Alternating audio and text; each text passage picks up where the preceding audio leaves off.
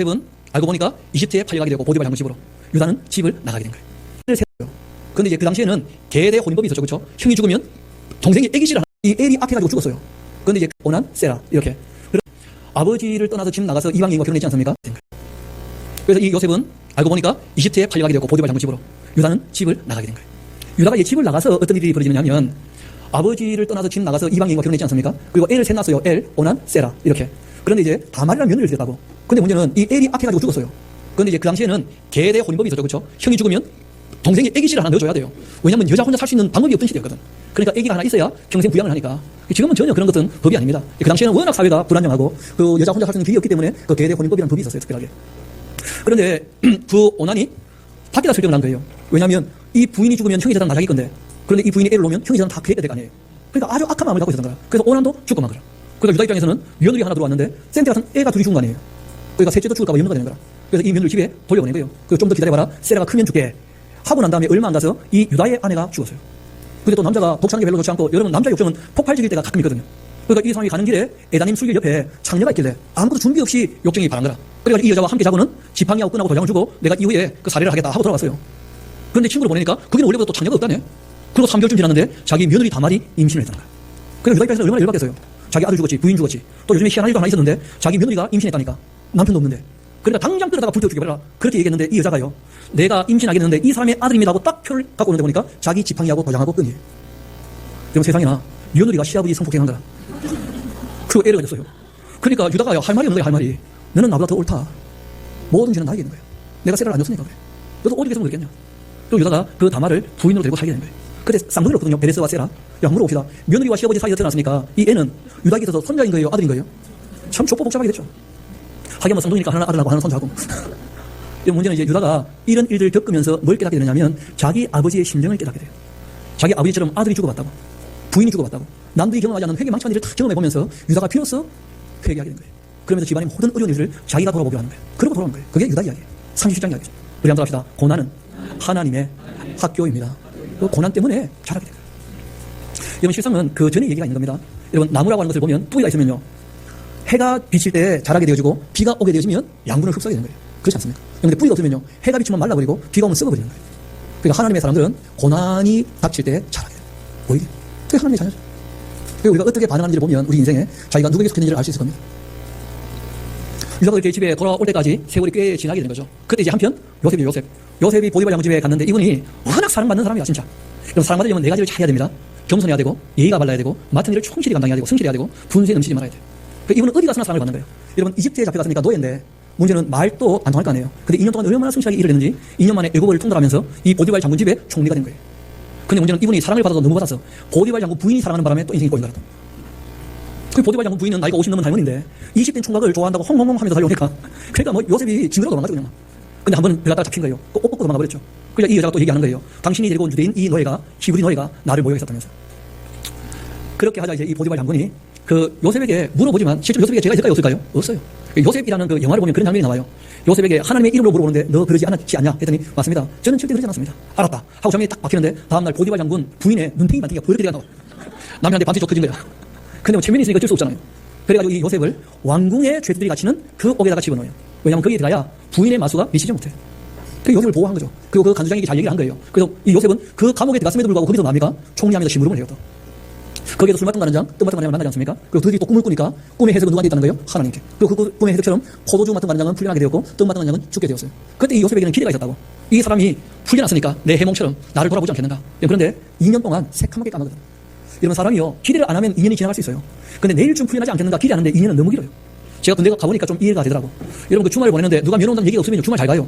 근데 누가 면회 온다고 해놓고 연락 없이 약속이 취소되면요, 1시간이 너무 길어. 1시간이 온다는데 안 오니까 이게 무슨 기대를 하고 기다리는 시간은 너무 길어요. 여기다가 성경을 보면 이렇게 되어 있습니다. 이 요셉이 노예가 되었다는데 성경은요 형통했다는 거예요. 여러분 이 요셉이요 감옥에 들어갔다는데 성경은요 형통했다는 거예요. 그럼 성경이 얘기하는 형통은 뭐예요? 앞날이 기다리게 되는 게 아니에요. 여러분 어떤 일을 당하든지 하나님과 함께하는 것이 형통인 줄로 믿습니다. 신앙의 형통은 하나님과 함께하는 거예요.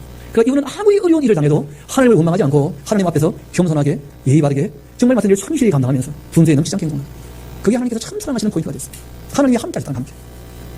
그리고 이제 이 바로가 꿈을 꾸고 그 꿈의 내용은 7년 풍년과 7년 중년 아닙니까? 이 꿈을 누가 해석하는 거예요? 이 요셉이.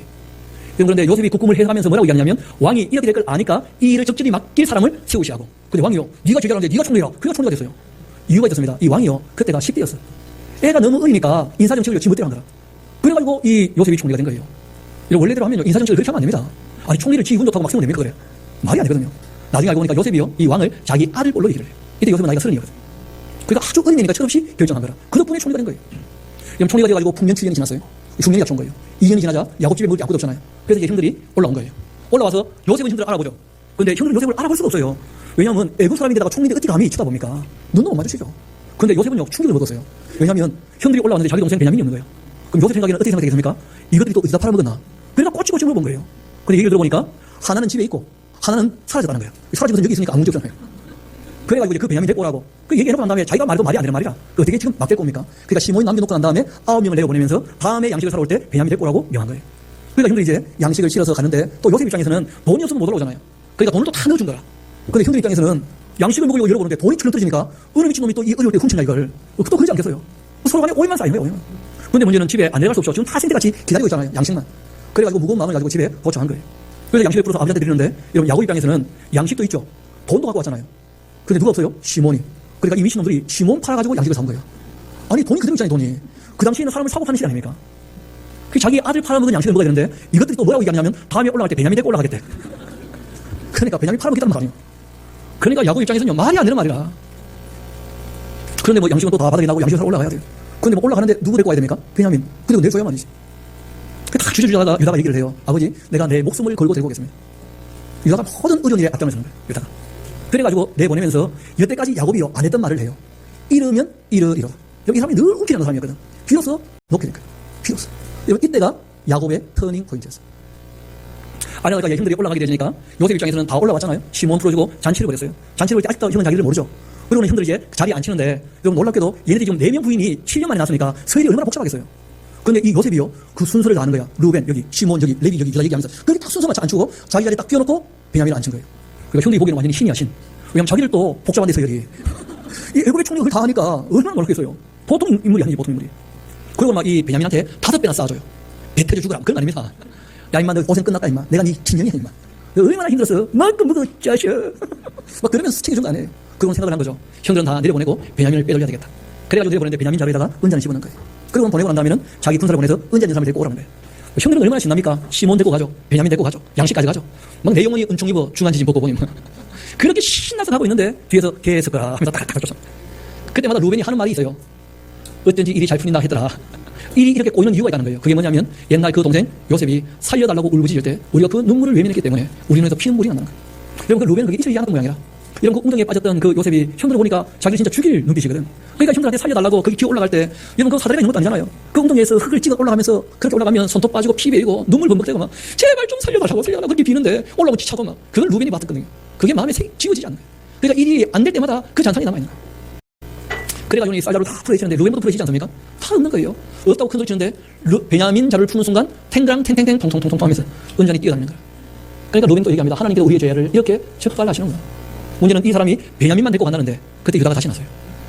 우리가 가서 총리가 그렇게 한 말씀만 좀 하게 해달라고.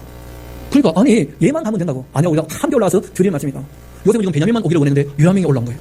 그럼 요셉도 충격이죠. 대체 이게 뭐야? 왜냐하면 자기 생각에는 형이 옛날처럼 자기를 미워한다면 베냐민이 그렇게 잡혀가는 거 너무 좋아했었다는 거예요. 카드로 왔겠지. 근데 형들이 받겠다는 것을 요셉은 미처 몰랐어요. 그리고는 유다가 나서요. 여러분 유다는 요셉의 원수 아닙니까? 자기를 팔아먹은 사람인데. 여러분 형들 중에서 제일 미운 형 아니에요, 유다가. 앞장서 자기를 팔아먹었는데. 근데 그 유다가 자기 앞에 무릎을 꿇고 뭐라고 하냐면 이 아이의 생명은 우리 아버지 생명과 연결되어 있잖아요.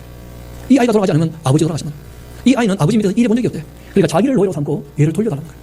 여러분 성경은 다 안 나오지만 나머지 10명의 형들도 마찬가지였을 겁니다. 차라리 나를 노예로 삼고 돌려주시라. 여러분 그때 이 요셉이 깨닫게 된 거예요. 우리 한번 44장 같이 한번 봅시다. 45장 같이 가봅시다.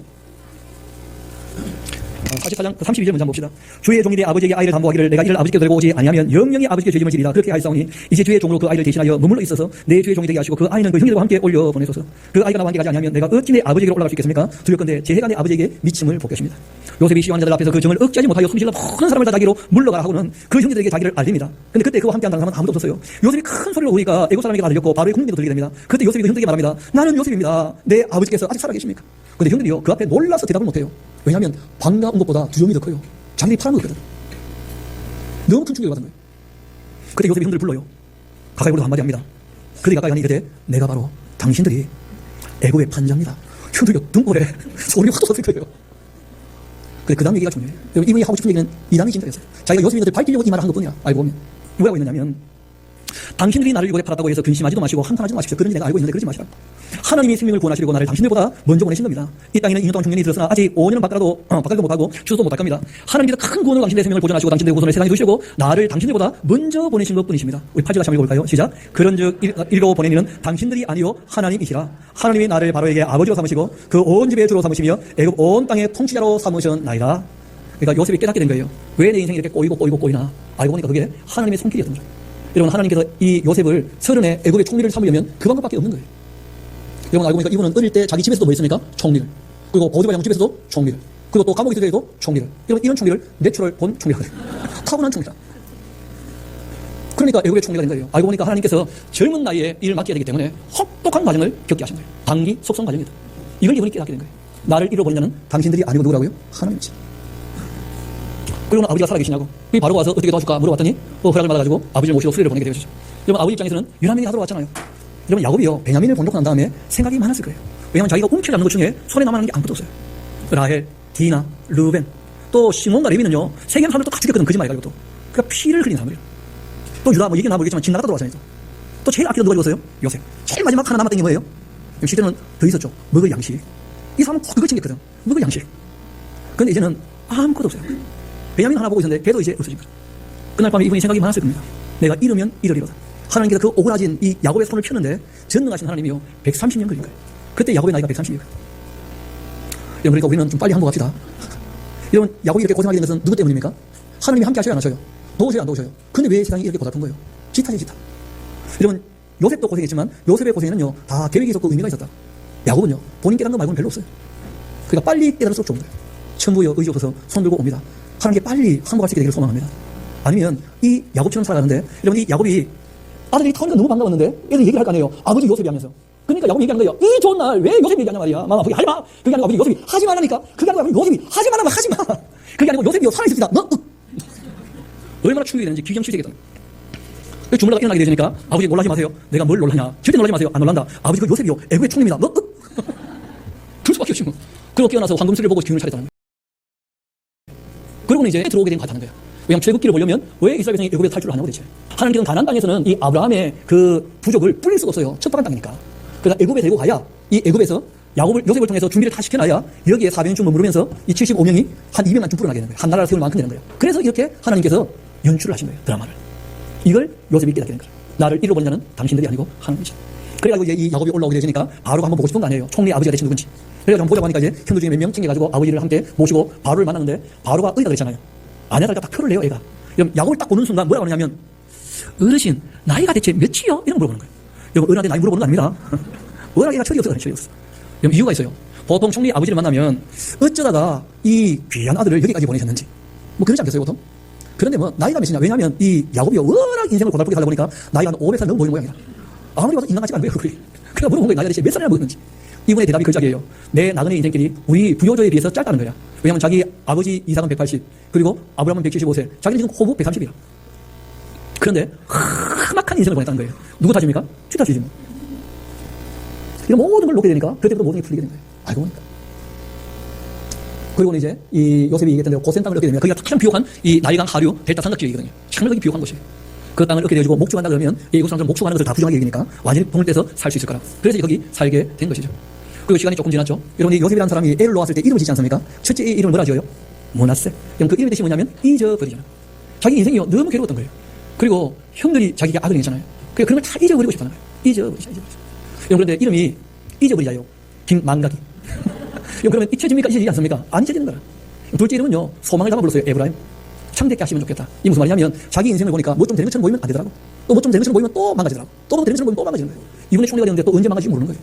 그러니까 이분이 애 이름을 그렇게 지었어요. 이제는 좀 참되게 해주시면 좋겠다. 에브라임. 그렇게 이름을 지었거든요. 이 아이를 이제 아버지 앞에 데리고 간 거예요. 그런데 이 야곱이요, 손을 엇갈려가지고 보고 올리는 거예요. 요셉은 알잖아요. 아버지 인생이 고달팠던 이유는 형의 장자의 명분 안 되는 것, 그 욕심 때문에 이 모든 사단이 났던 거 아니에요. 알고 보면. 근데 자기 아버지가 손을 엇갈려가지고 장자와 차자를 바꾸어서 복을 빌어주니까. 그런데 야곱의 대답이 이랬어요. 내 아들아, 안다, 내 아들아. 그런데 내가 이들의 미래가 보였다는 거예요. 진짜 이분이 신령하게 된 거라. 이 에브라임이 더 크게 되는 거예요. 이게 보였다는 거예요.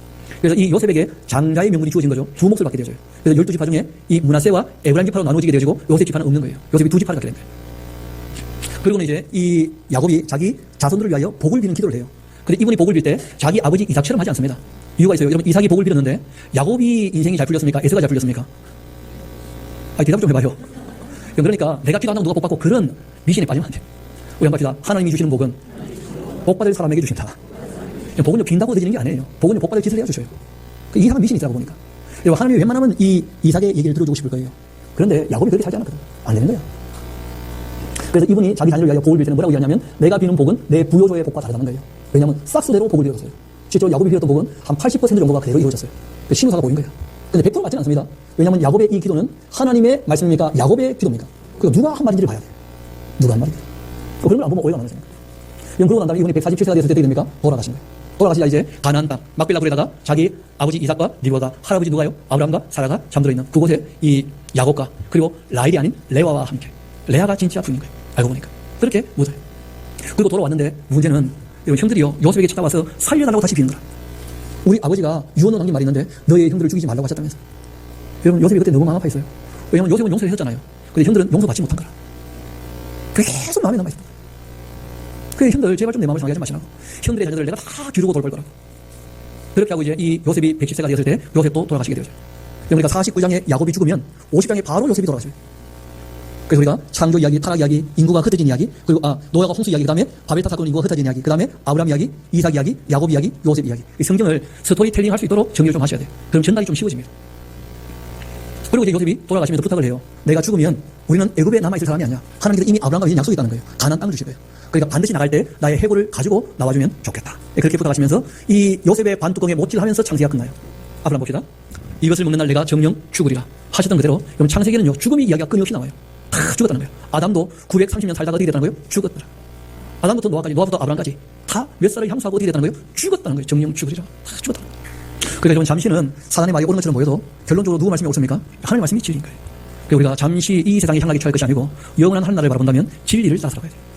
그래서 창세기란 책은 그 8가지 이야기가 있을 뿐 아니라 창세기란 책은요 하나님 이외에 거의 모든 것의 기원을 다루고 있다는 거예요. 우주 만물의 기원, 지구의 기원, 나라의 기원, 가정의 기원, 남자의, 여자의 모든 생명의 그 기원, 심지어는 죽음의 기원, 다 기원들이 여기에 담겨 있는 거예요.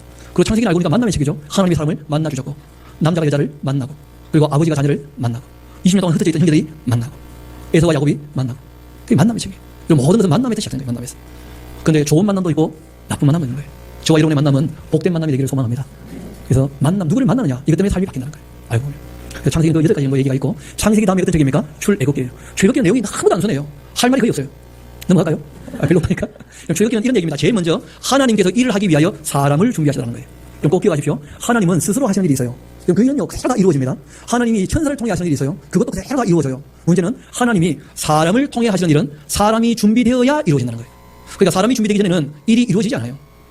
그래서 하나님께서 모세라는 사람이 준비될 때까지 또 이스라엘이라고 하는 이 야곱의 그 후손들이 하나가 될 만큼 불어날 때까지 그리고 애굽을 지긋지긋하게 여기서 나가고 싶은 마음이 생길 때까지 그 사람들이 준비될 때까지 기다리시는 거예요.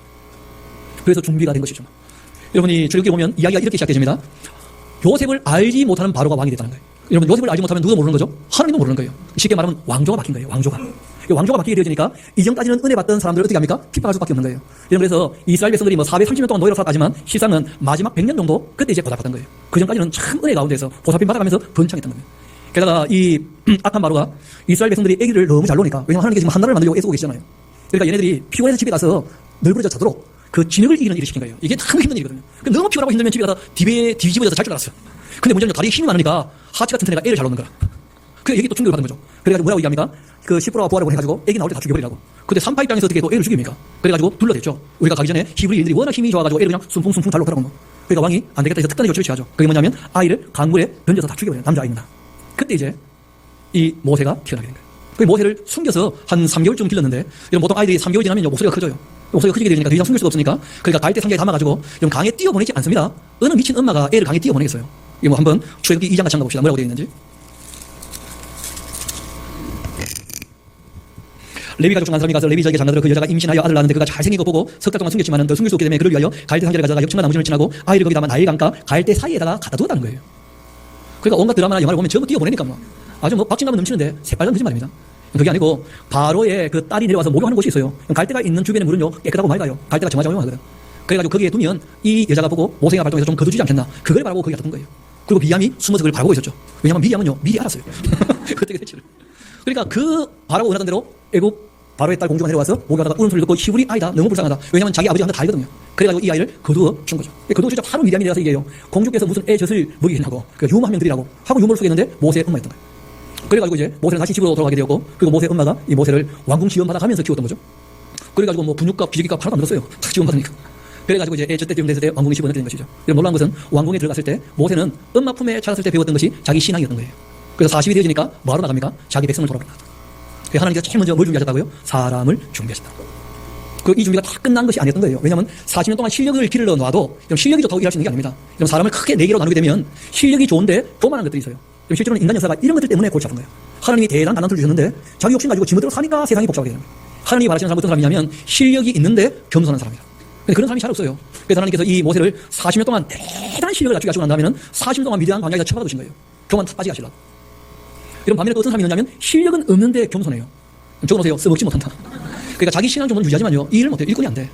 이런 웃긴 사람이 있어요. 실력도 없는데요. 교만 망자예요. 수혜치 가치가 없다. 저거 그런 사람은 인간이 아니에요. 수혜치 가치가 없어. 그런 사람 아무런 영향력이 없는 사람들이에요. 문제는 실력을 갖출 때 기회가 있다는 거예요. 때가. 모세가 그 40년 동안 실력을 태양하게 갖춘 거예요. 왕궁에서 배웠어. 그리고는 자기가 이게 뭘 할 수 있을 거라고 보고 나갔다가 살인자가 됩니다. 살인자가. 그렇게 살인자가 되어지고 그 다음날 또 나갔는데 히브리인들이 싸우니까 준비하려고 했더니 너가 어제 사람 하나 때려잡아 죽이더니 또 누구 죽이려고 들통난 걸 알게 되죠. 그래서 도망간 거예요. 그래서 우리가 잘 아는 대로 두부를 만난 거 아닙니까? 그렇죠? 부인을. 근데 문제는 이 여자가요. 처음에 모세를 딱 봤을 때 왕자님이야. 그렇잖아요. 40년 동안 애굽에서 일했고 왕자였잖아요. 왕자. 근데 문제는 백마가 없어. 백마를 안 탄 왕자님이야. 그래가지고 따옴피 잡고 결혼을 했는데 알고 보니까 개털이었어요. 사신자가 내가 도망온 사람이 아무도 없어. 그래가지고 막 들들 뻗으니까 이 모세가 늘 밖에 나가 살았다는 거예요. 그 40년 동안 어떻게 된 거예요? 양치가 된 거예요. 모세가 하나님께 그런 얘기하죠. 나는 입술이 둔한 자입니다. 왜 입술이 둔하냐면 부인하고 말을 섞어본 적이 없어요. 그러니까 사람 말을 다 까먹어버린 거예요. 양하고는 대화가 되는데 사람은 말이 안 되는 거예요. 말해본 적이 어디에서 어떻게 됐어요? 진짜로. 그래서 호레산에서 불타는 떨기나무를 보고 하나님의 음성을 듣고 드디어 부름을 받게 되어지죠. 근데 문제는 모세가 처음부터 나섭니까? 못 간다고 계속 뺍니까? 하니까 자꾸 빼는 거예요. 그냥 모세가 처음부터 위대한 인물이 아니었다는 거예요. 그리고 하나님께서 모세만큼 실력 갖추고 쓸만한 인물이 없으니까 모세를 계속 달리시는 거예요. 드디어 따라 나서게 하는데 모세 집안을 보니까 애들도 할례를 안 했어. 애들도. 모세 집안도 엉망이지 뭐. 왜냐면 실세는 누굽니까? 부인이니까. 그 씨뽀라고 하면 씨뽀라 더보라가 아니고 아무도 씨뽀라고 얘기 안 해주시네. 그 씨뽀라가 어떻게 합니까? 자기 아들 양키를 자기가 배워요. 다 큰 아들들을. 원래 할례는 아버지가 하는 거죠. 씨뽀라가 그걸 배워가지고 와가지고는 모세에게 집어던지면서 뭐라 그럽니까? 당신은 내게 피난편이라면서. 무슨 말이냐면 당신이 이제 일하러 간다고 하늘이 당신을 죽이려고 하니까 내가 어쩔 수 없어서 이렇게 하고 있는데 당신 때문에 내가 아들의 피를 봐야 되겠냐 하고 못 되게 그러다는 거예요. 나중에 민수기 보면 사단이 나요. 이 모세가 80이 넘은 분이잖아요. 그런데 구스 여자를 취했다는 말이 나와요. 모세가 웬만하면 그런 분이 아니거든요. 그 씨뽀라에게 책임이 없다 할 수 없다는 거예요. 그 제가 보니까 성경의 큰 인물들 중에 가정이 화목했던 분은 아브라함이 거의 유일하지 않나 싶어요. 이삭도 보니까 아들 하나씩 있고 따로 몰잖아요. 완전히. 게다가 야곱은요 부인 넷이라. 게다가 요셉은요 부인이 이방이잖아요. 게다가 뭐 부인이 아무리 착해도 명절만 해봐요. 부인은 자기 집이 있고 요셉은요 오갈 데가 없어요. 얼마나 처량하겠어요. 게다가 모세 지금 봐봐요. 시보라가 자기 부인인데. 그러니까 하나님의 사람들이 가정이 원만하고 행복하다 의외로 안 보여요. 다윗까지도 마찬가지죠. 솔로몬도 마찬가지고. 그러니까 가정을 한 바퀴 일고 나는 건 쉬운 일이 아닙니다. 그래서 성경이 처음부터 하신 거예요. 둘이 뭐가 되라고요? 하나가 되라. 그것부터 잘 하셔야 돼요. 여하튼 그렇게 이제 모세가 부름을 받아서 나서지만 주저주저해요. 그래서 하나님께서 뭘 보여주십니까? 그에게 표적을 보여주시죠. 그렇죠? 물이 피가 되는 것, 또 지팡이가 뱀이 되는 것, 손을 넣었다가 뺐을 때 나병이 되었다가 넣었다가 뺐을 때 다시 낫게 되는 것. 이렇게 해서 이제 보내시게 되고 워낙 말을 안 들으니까 드디어 아론을 하나 붙여주신 거예요. 여러분, 그러니까 모세가 원래 처음부터 응답을 했다면 아론이 안 붙었을 것이고 아론이 안 붙었다면 나중에 금송아지 이런 것을 아니에요. 그러니까 하나님이 가라고 하는데 응답을 바로 안 하고 자꾸 하나님 앞에 딴 걸 요구해가지고 자기의 뜻들이 이루어졌을 때 뒤에 좋은 일이 없더라는 거예요. 성경을 보면. 여러 번 그런 장면들이 나옵니다. 여러분 이스라엘 백성들이 왕을 요구하잖아요. 하나님이 또 주셔야 안 주셔요. 그러고 난 다음에 이스라엘 백성들의 역사가 잘 돌아갑니까? 엉망이 되고 맙니까? 엉망이 되고 맙니다. 그러니까 하나님의 뜻을 구하지 않고 사람들이 욕심을 구했을 때 응답은 하시는데 그 결론이 좋았던 적이 한 번도 없다는 거예요. 여하튼 뭐 그랬거나 말거나 지금 하실 일이 더 큰 일이니까 그 불러내신 거예요. 그래서 이 출애굽기는 제일 먼저 하나님의 준비가 있고 두 번째는요 하나님의 자기 계시 사건이 나와요. 여기에서 하나님께서 모세에게 말씀하셔요. 여태까지 나를 전능한 하나님으로 아브라함, 이삭, 야곱은 알고 있었는데 내가 한 가지를 더 얘기해 줄게. 내가 우주 만물을 창조한 전능한 하나님 정도가 아니고 나는 스스로 있는 존재다. 아세르 아의